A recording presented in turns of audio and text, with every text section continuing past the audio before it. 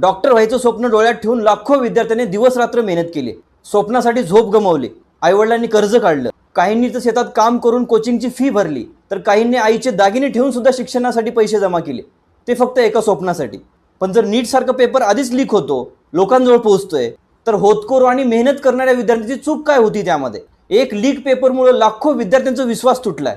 जे विद्यार्थी प्रामाणिकपणे अभ्यास करतायत त्यांच्या मेहनतीची किंमत कोण देणार? त्यांची चूक फक्त इतकीच, त्यांनी प्रामाणिकपणे मेहनत केली. आता पुन्हा री एक्झाम होणार, त्यामुळे साहजिक आहे विद्यार्थ्यांचा मानसिक ताण वाढणार. जे विद्यार्थी आधीच तुटलेत त्यांना पुन्हा उभं राहायला किती ताकद लागते हे कोणाला माहिती आहे? री एक्झाम म्हणजे फक्त दुसरी परीक्षा नाहीये, तर तो लाखो विद्यार्थ्यांचा मानसिक संघर्ष आहे. गरीब होतकरू विद्यार्थ्यांसाठी प्रत्येक दिवस महत्त्वाचा असतोय, प्रत्येक पुस्तकामागे सॅक्रिफाईस असतं. सिस्टीमच्या चुकीची शिक्षा मेहनत करणाऱ्या विद्यार्थ्यांना का? पेपर लीक झाला पण शिक्षा कोणाला?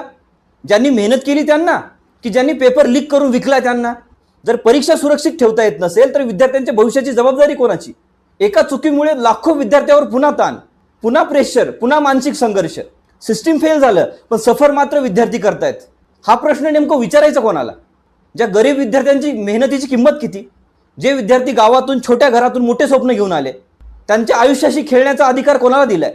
आज नीट पेपर लीक झालाय, उद्या जेई पेपर लीक होईल, परवा MPSC UPSC पेपर सुद्धा लीक होईल, तर हे थांबलं पाहिजे.